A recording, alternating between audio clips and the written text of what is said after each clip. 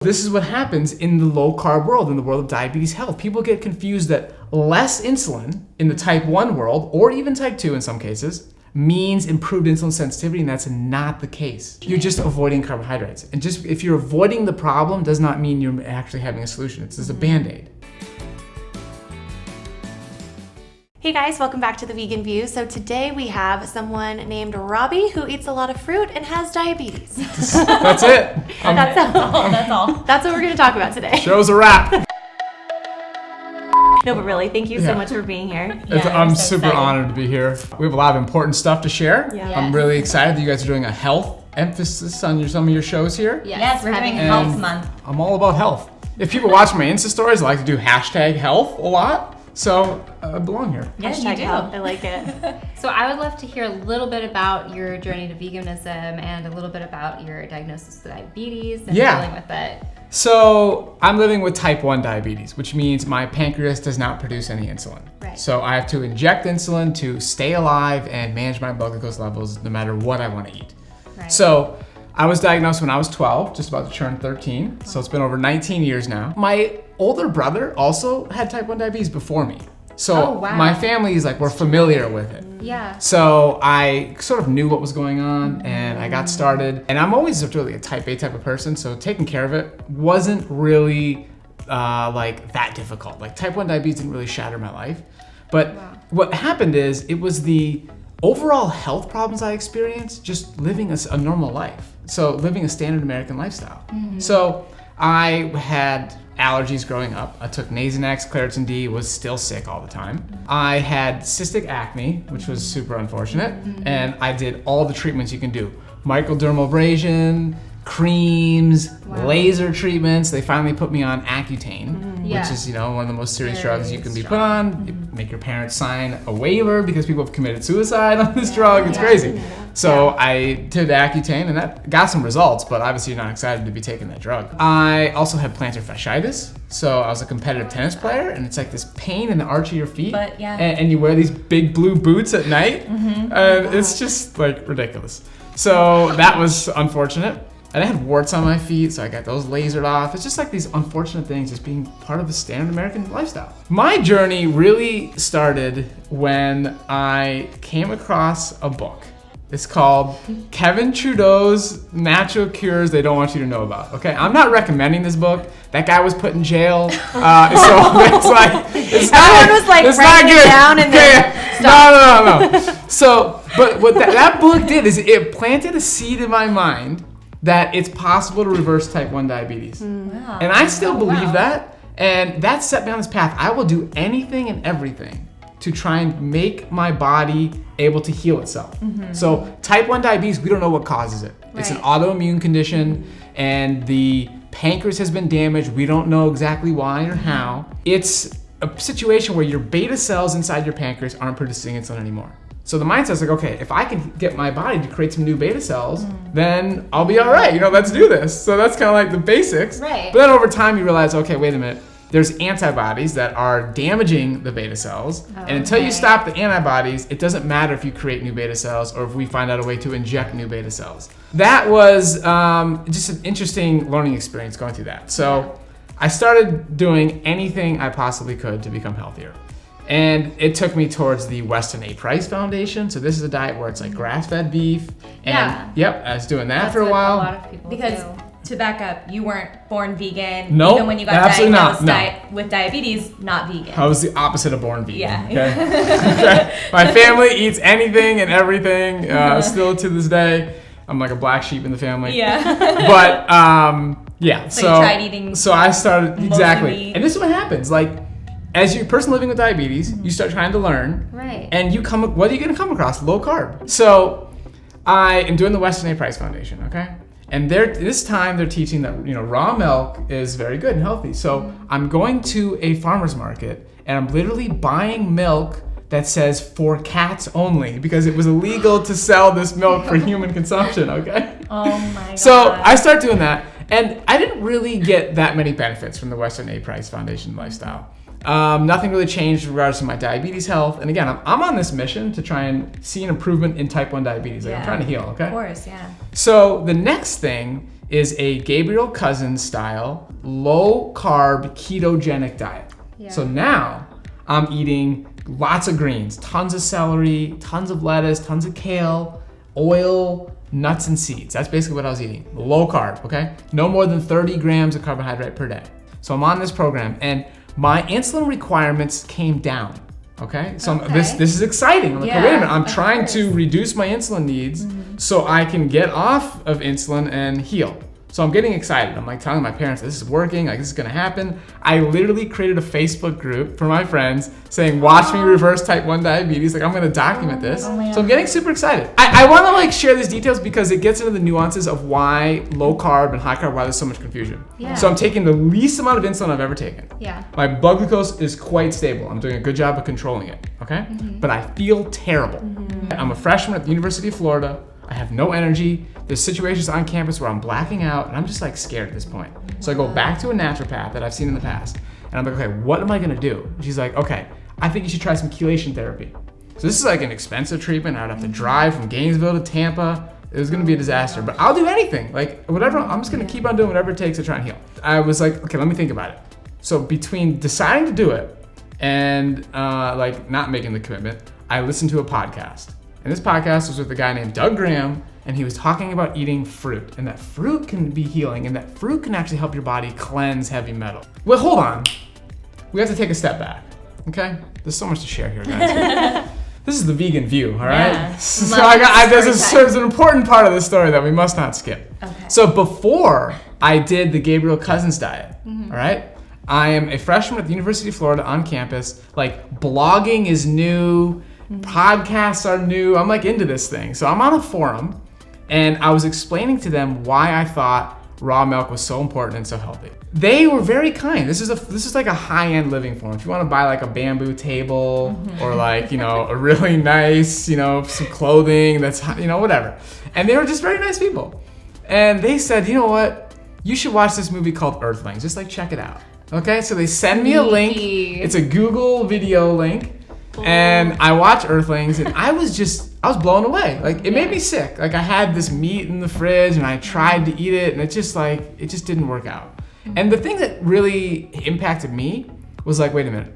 I'm a freshman at a well-respected college. It took me a lot of work to get into this place. I was top of my class. I think I'm smart and I don't even know where my food comes from. Yeah. Like this was mind-blowing. So I'm gonna go back to this forum and I'm gonna have an open mind what they have to say about nutrition. And that's how I got into the Gabriel Cousens thing, this whole raw food world and all that stuff. So then I try that, and then I hear the Doug Graham podcast, and now I'm ready to try fruit. So this is like September of 2006, okay, a long time ago. Doug Graham's book, The 80-10-10 Diet, doesn't come out until December of 2006. So I'm trying to find my way in between like when the book's coming out, because he said like, oh, the book's coming out soon. So I ordered it, pre-ordered it, whatever. I started drinking green smoothies, so Victoria Botanica. If anybody's watching this and knows Victoria Botanica, you're like an old school raw fooder, like drop a comment in the comment section. I'd love to hear that. So this is like old school stuff, Frederick Patnud, and I'm getting into eating more fruit, and I'm starting to feel good. I feel really good. And seeing my insulin sensitivity improve. Wow. So yes, I went back to increasing my total quantity of insulin injected, but I'm eating way more carbohydrate. Okay? So this is an important point. We're gonna really hammer this home today because I do so many interviews, written a book, it's coming out in February, and people will like read this material and they're still confused afterwards. So I have to hammer home the point, okay? Carbohydrate foods are great for people living with diabetes, all right? I start eating just bananas for the first week with Doug Graham. Literally just bananas. That's it. That's it. Just like literally. Just something that Just people with bananas. diabetes think they can't eat, right? Because 100%. Yeah. And so then next week I get bananas and lettuce, and then I start adding like a little bit of food here and there. This is a very simple diet.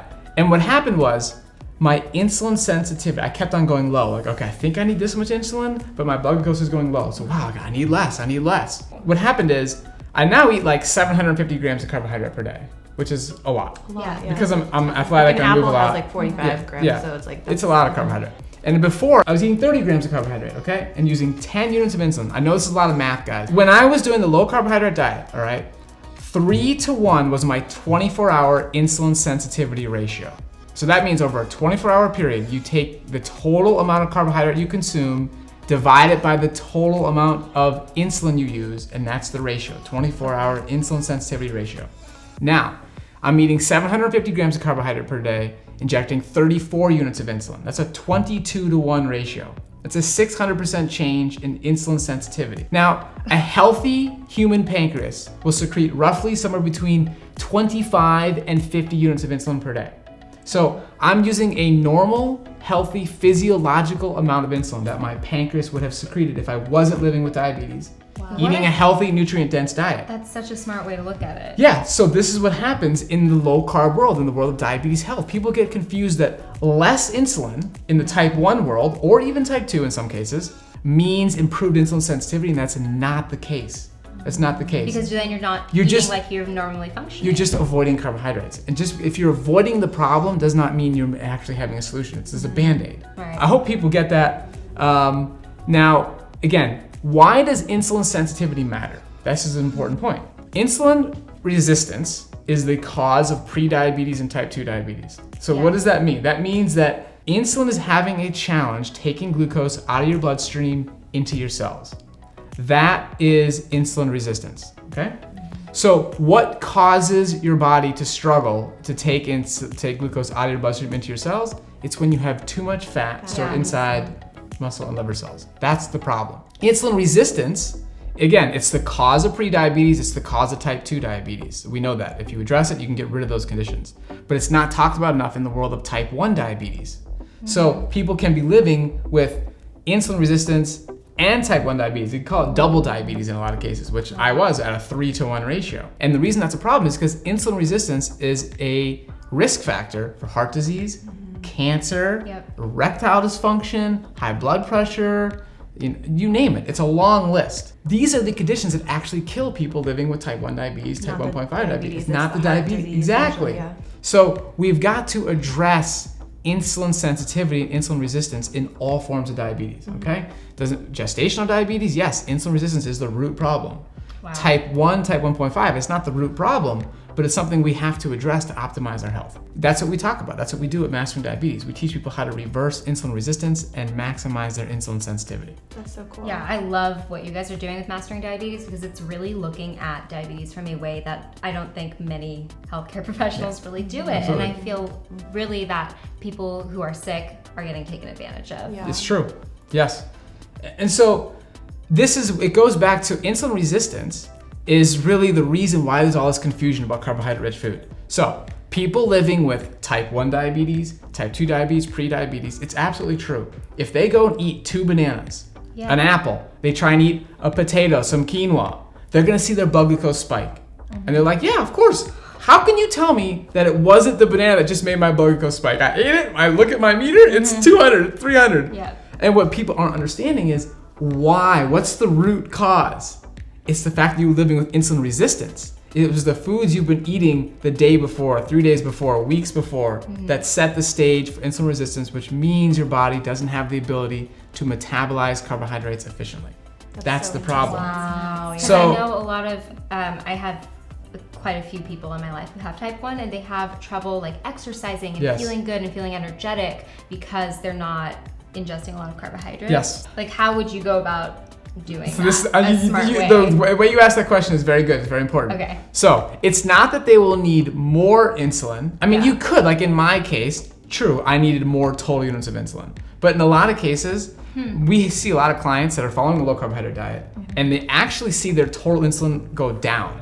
Is that A1C? Well, A1C is your average blood glucose over a 3-month period. Okay. And so that's important as well. Okay. Now, if you're living with pre-diabetes or type 2 diabetes, our goal is to get you to 5.6% or less. That's reversed, okay? If you're 5.7 to 6.4, that's the pre-diabetes range. If you're 6.5, you're officially type 2 and above. But again, there's a lot of important nuanced differences between type 1 and type 2. So if you're type 1, our expectations are a little bit different. We're trying to get between 5.5 and 6.5%. Because again, in this case, we don't produce our own insulin, we have to inject it. And really, it's kind of a miracle that even anybody living with type 1 can inject insulin and it works out. Like your guys' body is doing it perfectly. 24/7, small drips of insulin, and then when you eat a meal, it already has insulin ready to go, and if it needs more, your body will create it, and it's just perfect all day long. And for us to have to manually do that, it's actually quite difficult. So in this person's case here, that your example of, hey, they're having problems exercising, they might be scared to go to sleep at night because they're afraid they might go low. Like this stuff, what's happening here is it comes back to insulin resistance, and they don't have the confidence in the predictability of their blood glucose. And so they're likely eating plenty of high-fat foods, and when you do that and you try and mix that with carbohydrate-rich foods, that's how you become, it becomes very difficult to manage blood glucose. Again, if you're living with type 1 diabetes, you have that motivation. Like you see the numbers, you see the data. We are excellent test subjects when it comes to insulin sensitivity. We know exactly how much insulin we inject, we know exactly how many carbohydrates we consume, and we monitor our blood glucose all day long. So we know, you wouldn't know if your insulin sensitivity was worse or better today or tomorrow. You don't have any data unless we did some testing. But type 1s, we got that data.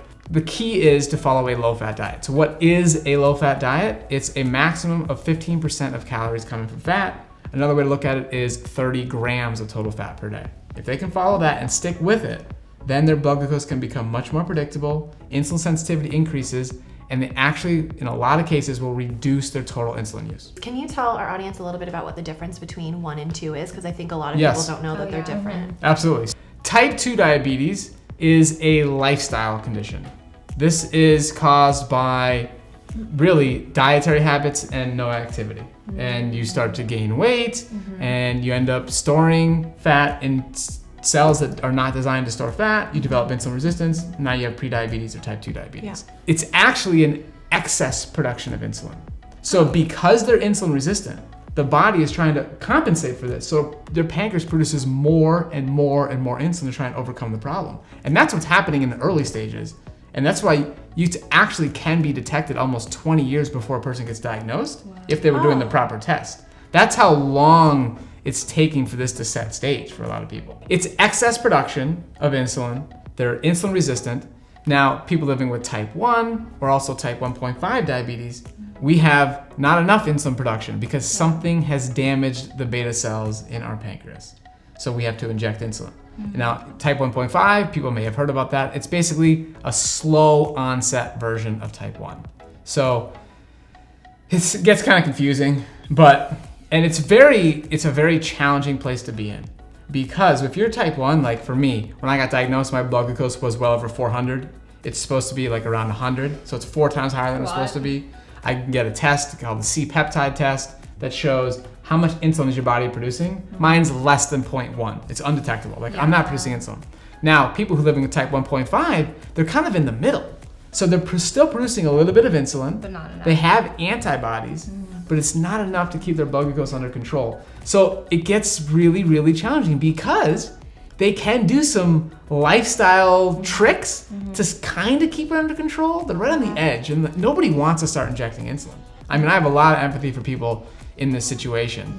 And it's also very frustrating to be told, hey, you have antibodies, and they're just gonna slowly destroy your beta cells. It's a hard thing to just sort of accept. You're like, oh man, like what am I doing here? And again, there's so much confusion about low carbohydrate versus high carbohydrate. And in this situation, a lot of people, again, if you have a little bit of insulin production and you choose to go and follow a low carbohydrate diet, you might see better control of your blood glucose because you're not eating carbohydrates.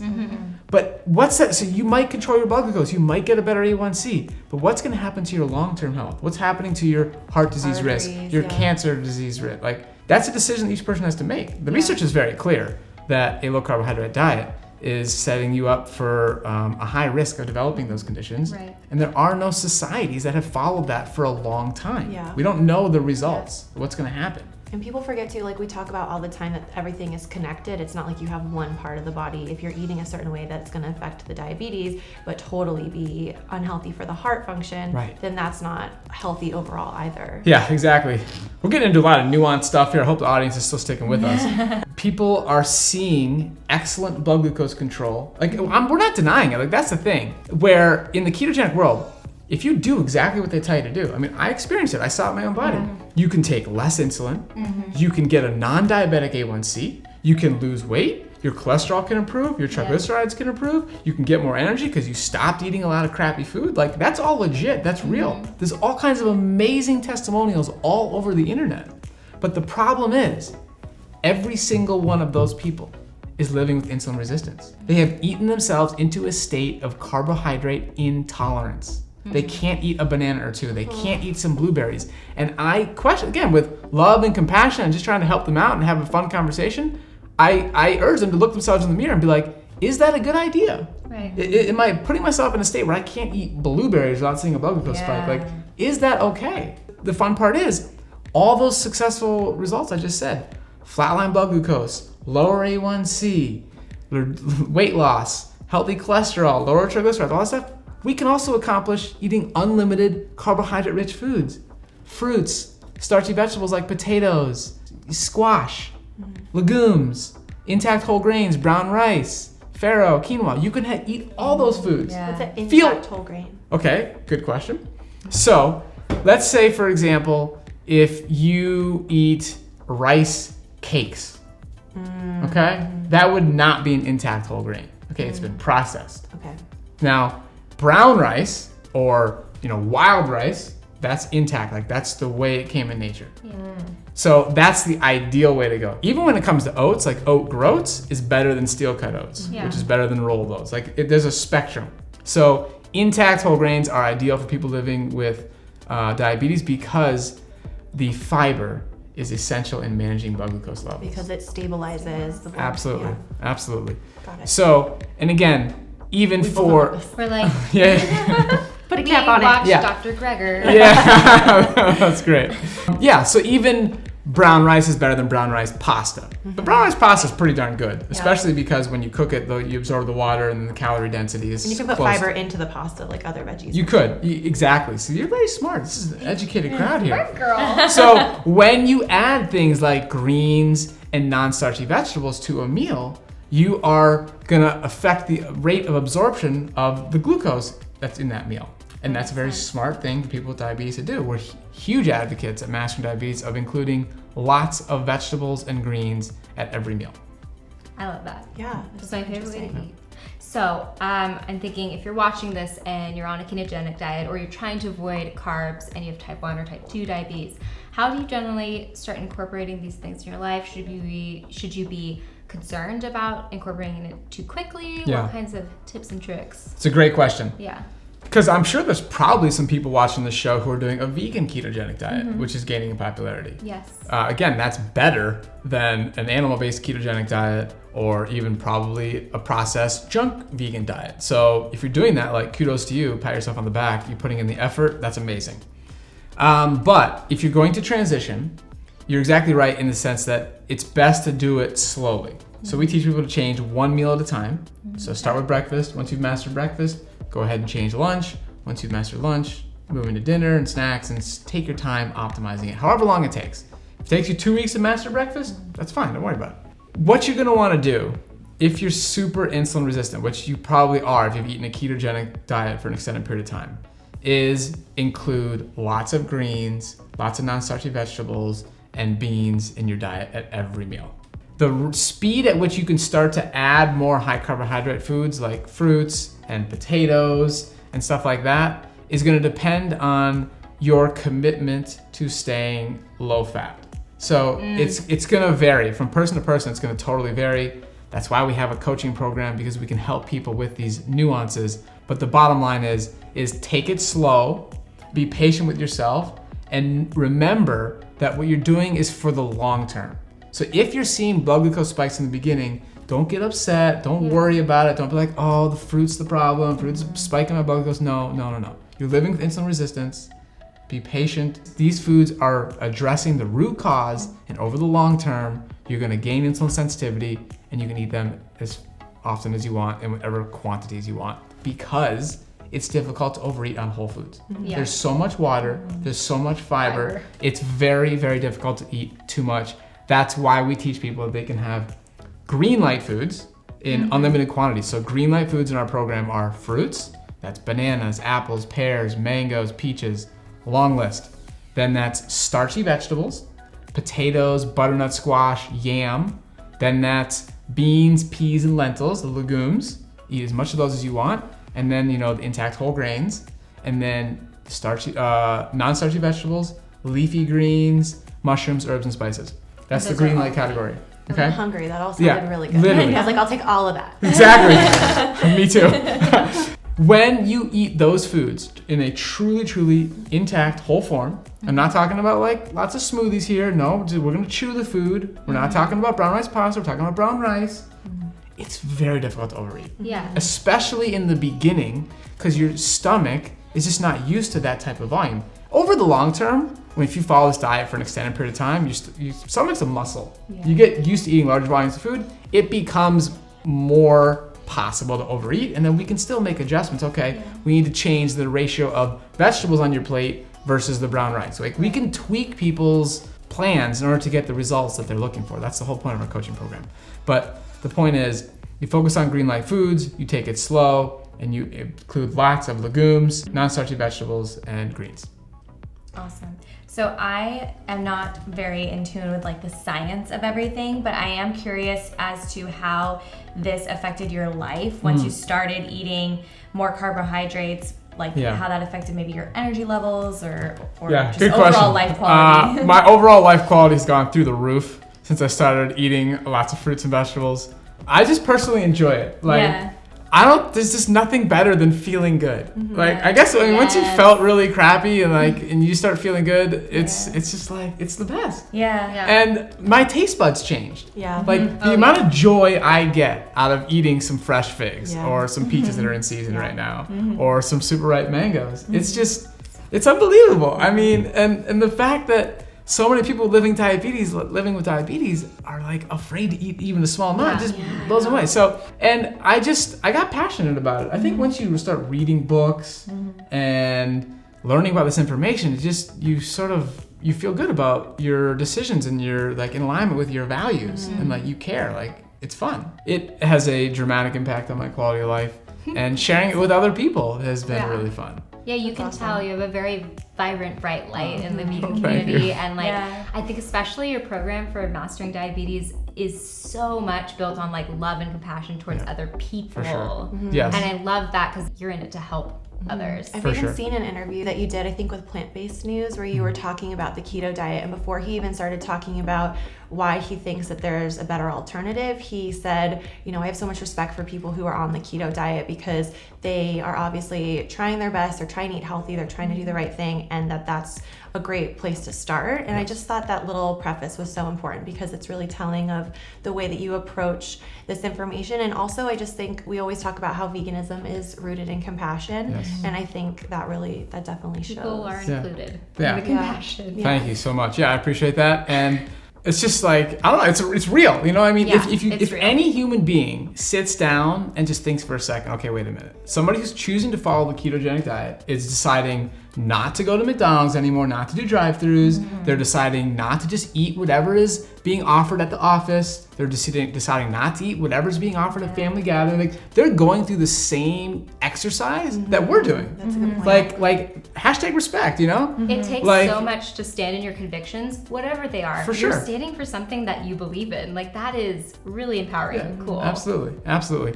And, I think also, I've had, good experiences with connecting with people in the diabetes world and just be like, okay, hey, I want to understand your perspective, and sort of having that connection and planting a seed. And then later down the road, they actually changed courses. So there's this really cool guy, his name is Drew Harrisburg, and he's like this really fit, like attractive model in Australia. And he's also living with type 1 diabetes. And we talked on the phone, like, I think it was on Instagram or something, like several years ago. And he was doing keto, teaching people about keto, and I was like, hey man, that's cool. Like, I respect you. And I like the guy. Like, now he's plant-based. Yeah. Even if he decided to go back to keto, I still like the guy, Yeah. But like now he's seen a huge transformation, and I planted a seed. And then some other, Simon from Plant Proof, he gave him more information, and he digested the science, and he tried it himself. And now he's thriving on plants and teaching other people about it. And it's just like, let's just all respect each other, and it's all going to work out. 100%. Preach. I would love to go back and talk about, because I know if anyone I know is watching this, they're like, what do you mean fat? Like no fat? Like how can I do that? Yeah. Why? Especially, I know fat in combination with carbohydrate is very different than just carbohydrates on its own. Okay, you guys are loaded with great questions here. This is fantastic. So, people are concerned that if they follow a low-fat diet, they're not going to get enough of the healthy fats, and it's not going to be good for their brain. And women are concerned about hormones. There's a lot of concerns about this. Okay, and here's the point that I want people to understand: when you eat whole foods, you are consuming fat. Plenty, more than enough. Nature has built into these foods an abundance of healthy fats. This is even in lettuce, in bananas, in potatoes, in rice, in beans. It adds up. It adds up, okay? So you don't have to worry about fat consumption. On our program, we also have people add ground chia seeds and ground flax seeds to their breakfast as an insurance policy. If you add 2 tablespoons of either one of those, you automatically, just with those foods, meet your essential fatty acids for omega-3s. Okay? And then you get more, you get plenty more when you're just eating whole food. Personally, I actually just choose not to eat flax seeds and chia seeds. I'm not against them for a reason. I just don't do it. I don't have a need to do it. And so you can get a test that objectively tells you what is your omega-3 fatty acid status in your cells right now. Oh, I okay? want to do that. This test, you guys should do like an interview with this company and they should like sponsor you or something. Okay? Hi, hello. Yes. Thanks, Robbie. Hey, Omega Quant, all right? It's time for a sponsorship opportunity. This is a test. It costs $49. It gets mailed to your house. You prick your finger, put blood on the piece of paper, and you mail it back to them. And in a couple weeks, you get your results. Okay? Cool. And they're going to show you what is your fatty acid profile from omega-6 to omega-3, the ratio, like what's going on. And I have been tested. My co-founder at Masting Diabetes, Cyrus, we have been tested, and our numbers are through the roof amazing. All of our plant-based physicians can't even believe these numbers. They're like, wait a minute, we give people supplements, we have them do the extra chia seeds, and their numbers still aren't this good.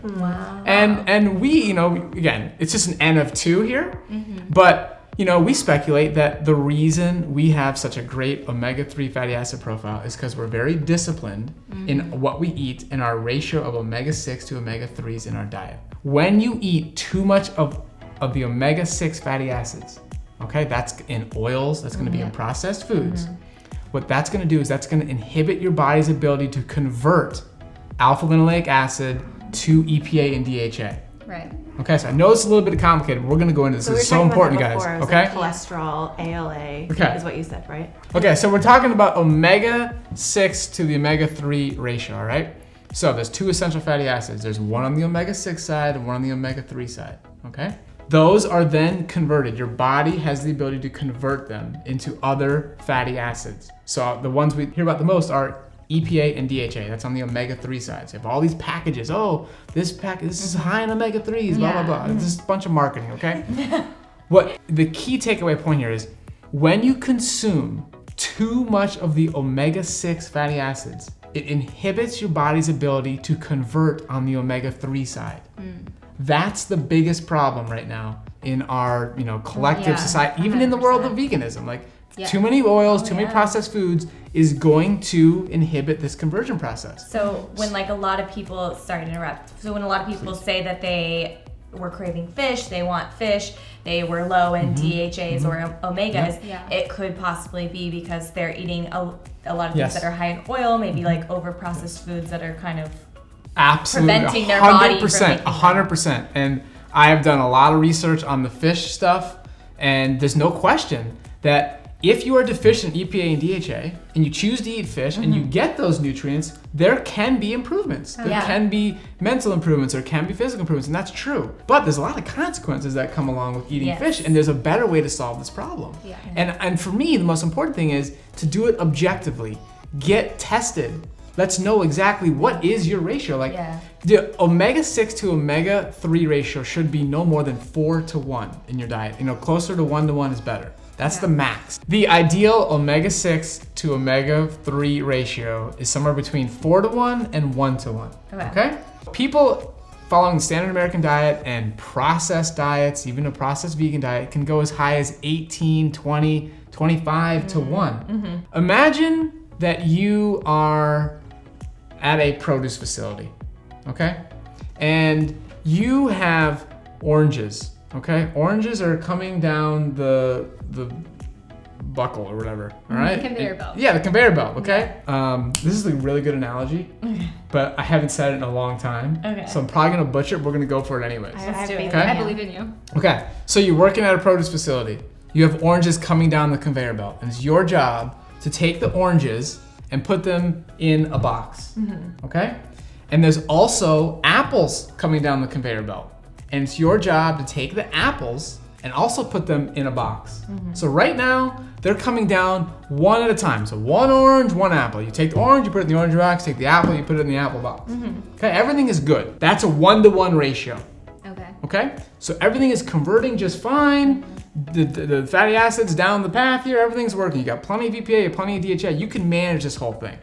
The apples are on the omega-3 side. The oranges are on the omega-6 side. Right? So now, down the conveyor belt starts coming 18 oranges and one apple.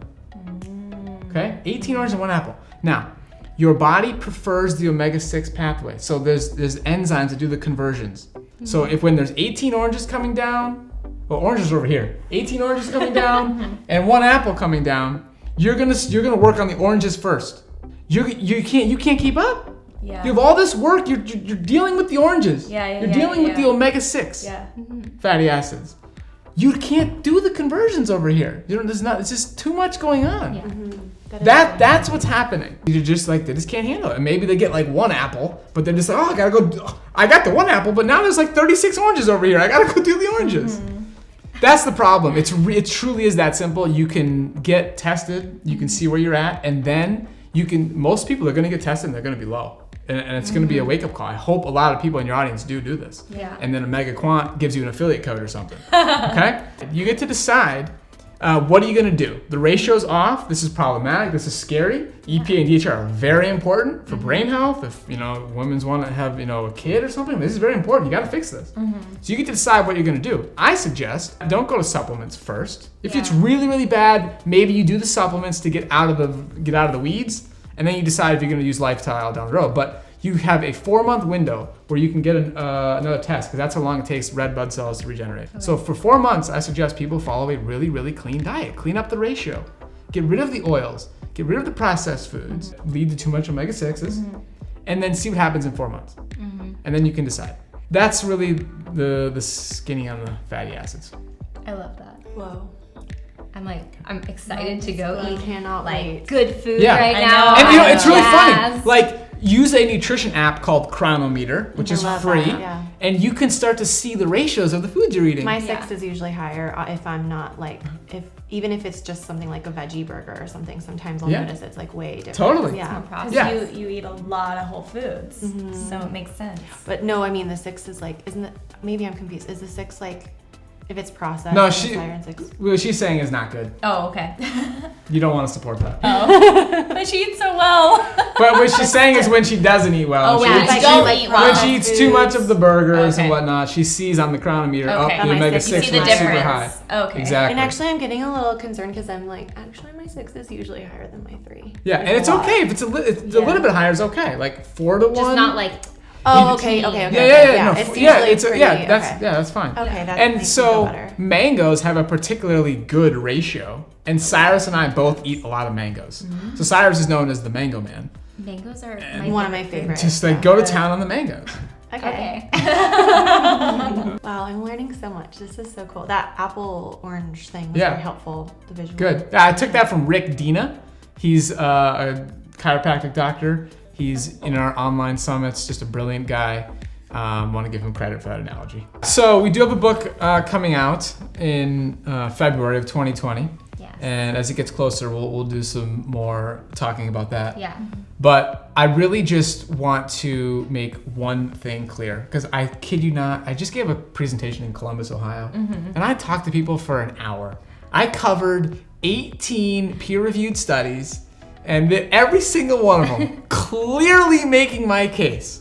And we get to the Q&A section, and somebody is just like, I can't eat bananas because they make my blood glucose spike. Oh, and I'm just like, what is wrong with my presentation? No. Guys, carbohydrate-rich foods are not the problem for people living with diabetes, okay? They are the solution. The more you eat, the better, as long as it's in a low-fat environment.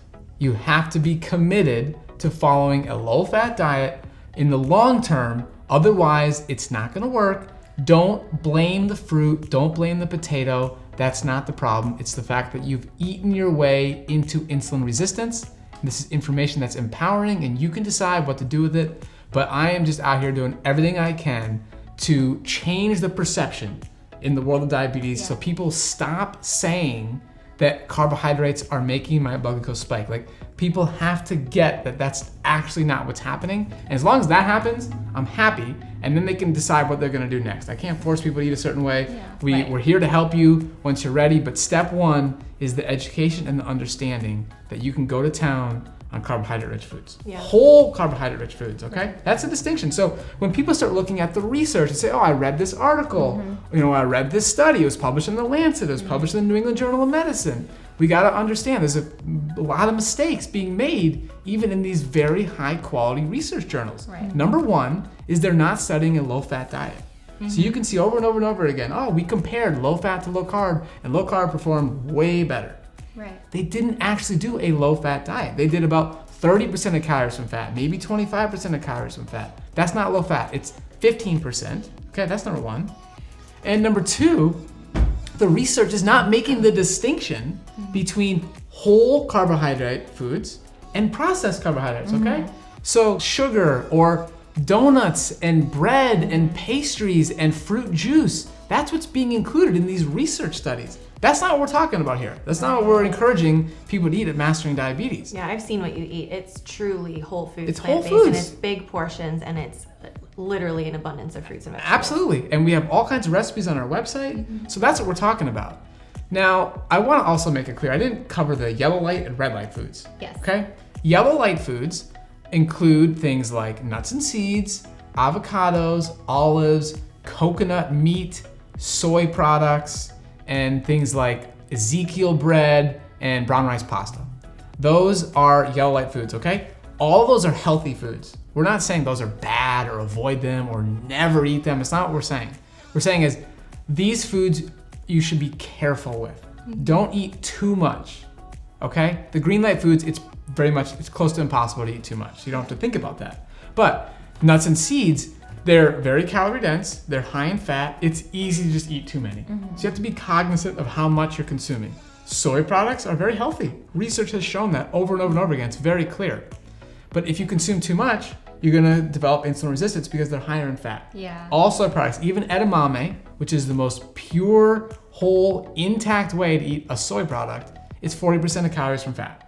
So be careful with those. And then the things like Ezekiel bread, now that's not as bad as something like, white bread, okay? But it's more calorie dense and it's more processed. It would be better to eat whatever that bread was made out of, okay? So another analogy here is, imagine you have a big block of ice, just a huge block, like the size of a car, okay? And it's sitting on your driveway, right here in Hollywood, okay? And if you take that block of ice, it doesn't matter what the temperature is, it's gonna take a long time for that block of ice to melt, right? If we took it into like shards, like 1 million different shards, and we just spread it out, it would instantly, right? Okay, so that's what's happening when glucose is being absorbed when you're eating bread versus when you're eating the intact whole grain.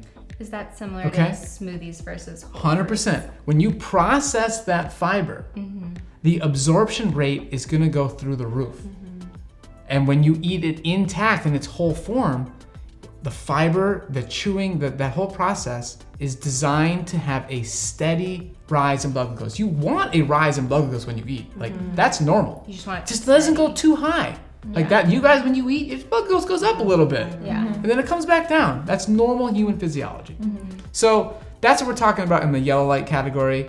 Eat whole foods, is ideal. Now, red light is all animal products and all oils, and we also have, packaged processed products in there, That's gonna be in the red light category. Again, this is for people who are living with diabetes. They're trying to improve their health. They're trying to reverse a chronic disease. You guys don't have chronic diseases. You enjoy like a veggie burger or something. It's not a big deal. But for us, we're going to put that stuff in a red light category for people who are trying to reverse insulin resistance.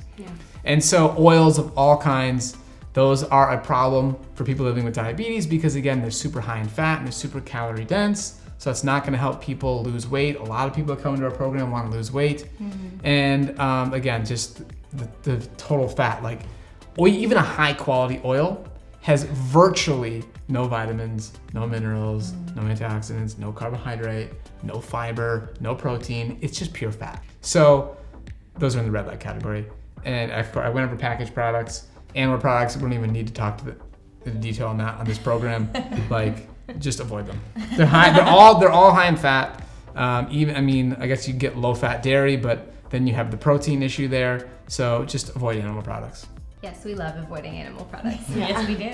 This has been so interesting. I'm so excited for your book to come out. I think that's going to help so many people who are dealing with diabetes. I feel like everyone either has experienced it or they know someone. It's such a common thing. So I really hope that this is helpful for them. Thank you so much. Yeah, we're spending $327 billion a year on diabetes. We have over 110 million people in the US alone that are living with either type 1, type 2, or pre-diabetes. Majority of those people living with pre-diabetes and type 2, like over 90%. And we have the answer. Yeah. Well, we will make sure we put all of your links and information to your website in the description box below. And I'm sure they're going to have questions. So we'd love if you could help us answer some of those questions. I'd love to answer some questions anytime. We can go live on Instagram. We can answer questions. Definitely. And we'll have to have you back when you have your book out and answer those questions and help more people. Yeah. Can't wait. Well, thank you again so much for being here. This was so enlightening. We will be sure to link where you can find Robbie down below. All of his links will be down there. And don't forget to subscribe to this channel if you haven't already. Subscribe to our individual channels and also check out our Facebook group where we have a great community of people. We talk about questions and things all the time. So it is guys, subscribe and hit the bell. You're gonna want notifications. Okay. Thank you. Wow, Robbie, do you want to just join? I know. I would love to. Listen to what he said, subscribe and hit the bell, and don't forget to tune in next week for another episode of The Vegan View. Bye. Bye.